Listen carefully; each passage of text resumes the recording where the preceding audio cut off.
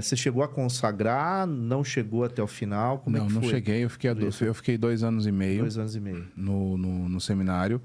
E foi onde eu peguei, eu falei assim, eu entrei junto com um amigo, que era coroinha, que foi firmando. Da mesma cidade. Da mesma cidade, que hoje a gente considera-se como irmão. Ele continuou ou não? Ele continuou por 11 anos. 11 anos. E aí ele então saiu... ele terminou, fez filosofia... Ele fez filosofia... teologia... fez noviciado, né? E aí ele recebeu, né? Fez os votos perpétuos, né? Tá. E aí chegou a se paramentar, né? Receber a batina e tudo mais. A batina não... Ele chegou a diácono, depois... eu acho que ele chegou a diácono, mas daí ele resolveu sair. Tá. Ele viu que a vocação dele não era isso né? E aí hoje ele constituiu uma família, tem uma família maravilhosa, e a gente é muito próximo, assim, ao ponto da gente se falar pelo menos uma vez por mês, ou quando um problema com filhos e tudo mais, tipo, a gente tá com dúvida, a gente conversar, dar uma desabafada, então é uma das coisas. Ele mora no interior? Hoje ele mora no interior. Ele morava aqui em Guarulhos, daí foi pro interior. Não sei se você deve conhecer, porque eu não sei se o Leandro conhece. O Leandro conhece, mas mas enfim. Ele foi uma pessoa que seguiu comigo ali. Inclusive foi uma das pessoas que, quando eu pedi para sair, foi a primeira pessoa onde eu conversei. E eu lembro de a gente ter chorado muito junto. E eu nunca tive problema de demonstrar. Na verdade, assim, eu choro por qualquer coisa. Eu nunca tive problema de chorar na frente das pessoas. Não, eu acho que esse sou eu, e as pessoas gostam de mim da maneira que eu sou. Então eu lembro de a gente ter chorado juntos. Eu falei assim, cara, eu vou falar com o Frei, eu vou pedir pra sair. E ele, cara, tem certeza? Tal? Eu falei, sim, tenho, não quero. E aí eu saí. Você devia ter aí uns 15, 16 anos. Isso, 16 para 17 anos. E aí eu saí e já me alistei no exército. Tá. Então foram 2... Então eu costumo dizer que eu trouxe foi muito importante eu ter passado pelo seminário, porque eu trouxe essa questão da fé, das minhas crenças e dos meus valores também, para dentro do exército. E tem a questão também, pelo menos é o que eu vejo, né? Uma disciplina, né? Sim. Porque mesmo dentro desse processo de seminário, né, existe uma disciplina de horário, de fazer os preceitos, e toda uma vida em comunidade exige disciplina. E o exército é um espaço onde a disciplina é parte fundamental também, né? Sim. Então, eu acho que você já chega também já entendendo um pouco como funciona isso, né? E só que é meio... Não combina muito, né? Você pensar que você sai de uma vida religiosa, né? Que era 24 horas, né? Uma vida religiosa, por uma vida completamente diferente. Como isso se deu, né? Como que foi essa tomada de decisão? Eu tinha 2 caminhos para ser seguido, né? Dentro do exército. Ou eu podia seguir o caminho errado, digamos assim, ou o caminho certo. E aí, o caminho errado seria a questão de drogas, de desvio de conduta, né? Tá. E o caminho certo é você fazer aquilo que tá ali. Bom, é para fazer o que eu preciso fazer. E eu gostei demais, né, de estar no exército, porque eu trabalhava numa área onde eu fazia vários esportes radicais. Né? Então, tipo, que na verdade que na época não era treinamento. Você engajou onde? Em Caçapava mesmo? Não, em Taubaté, na aviação do exército. Tá. Então era assim, a gente andava de helicóptero, né? Então descer de rapel de helicóptero, descer de rapel da torre, saltar do helicóptero no rio, todos esses treinamentos assim. No primeiro treinamento eu era o aluno, né? Mas depois você acaba sendo ali um dos instrutores, né? Ou então acompanhando ali todo o treinamento em si. E eu adorava isso, adorava. Para mim, assim, eu ia às vezes eu ficava um mês sem voltar para casa, porque eu ia para um canto, e no canto do Brasil, assim, viajando. Você ficou quanto tempo? Eu fiquei no exército durante 5 anos. 5 anos. E aí, mas o exército começou a me trazer uma questão, começou a me desvirtuar um pouquinho, com 5 anos, do marco eu. Tá. Sabe, do marco daquele cara humilde, daquele cara que pensava nos outros. E aí foi quando eu tenho pra mim, e assim, minha avó sempre fala que, e tá dentro dos mandamentos, né? Honrar pai e mãe, né? Então, foi onde eu comecei a não honrar mais o meu pai e a minha mãe.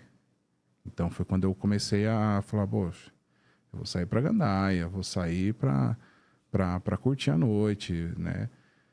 Como eu não precisava dormir na minha casa, porque eu tinha um quartel para dormir, então eu saía da balada, ia direto pro quartel, dormia, acordava e ia trabalhar. Ou então, tipo, passava o final de semana no quartel, enfim.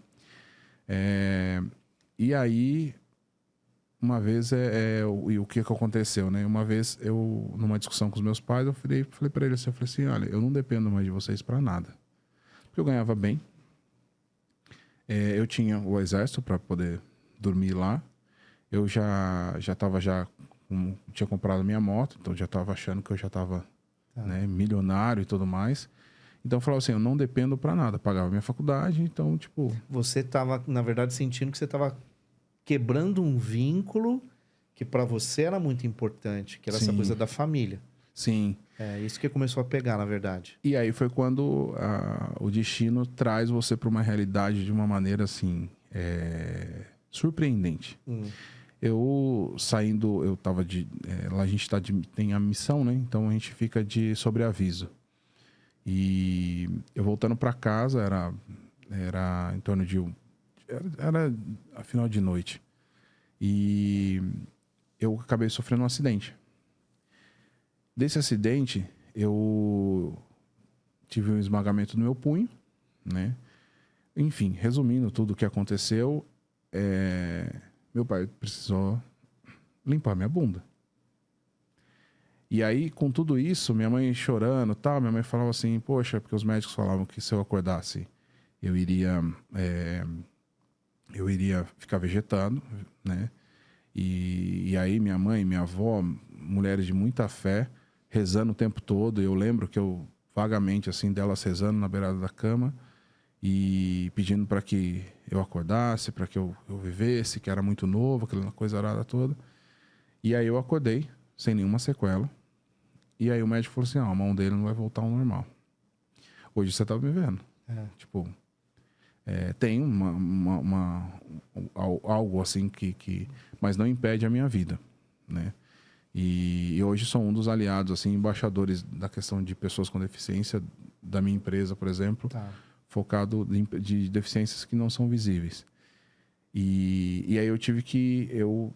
E aí, quando a gente estava falando sobre um pouco de milagre, então acho que esse foi um dos milagres que aconteceu na minha vida, porque não foi só eu voltar à vida, mas foi o fato, acho que, de Deus puxar um pouquinho e falar assim, olha, cara, você pisou na bola no mandamento, né? Aqui, ó, e você vai ter que, agora, tô te dando uma outra chance para você tocar a sua vida. E realmente foi uma chance, assim, que eu fiquei 5 dias no hospital. Eu fiquei 1 dia e meio em coma induzido e no 5º dia eu estava saindo da porta do hospital andando. Onde os médicos já tinham tipo, falado pra minha mãe, falou, ele não vai. Você pode se preparar. E quem me tirou de dentro do resgate foi a minha mãe, que estava de plantão nesse dia. Nossa. Então, assim, minha mãe é muito brincalhona. Então ela pegou, tipo... ela contando, e os meninos do bombeiro me conheciam pelo fato de eu ter feito treinamento junto com eles, porque um dos trabalhos também era busca e salvamento, então a gente fazia o treinamento no corpo de bombeiros. E o pessoal falou, cara, é um militar do EB, tal, é o Assis. Aí ela pegou, tal, quando ela pegou, olhou assim, ela falou, é meu filho. Aí ela falou, na hora que ela viu, ela falou assim, não vai. Eu tava todo desconfigurado, assim. Pra você ter uma ideia, nesse acidente... Você bateu em outro carro ou caiu sozinho? Não, nesse acidente eu derrubei uma árvore de moto. E eu derrubei a árvore com a minha cabeça. Meu capacete rachou. E assim, o meu estado, né, não vou entrar em detalhes assim, mas o estado de consequência do acidente foi muito grave, assim. As pessoas falavam que eu não ia enxergar, as pessoas falavam que... E eu dei muito, por causa da adrenalina tá muito alta, eu dei muito trabalho. Então, tipo, os caras tiveram que me amarrar, e, sabe? Porque... Induziu o coma, né? Induziu o coma, porque eu tava muito agitado.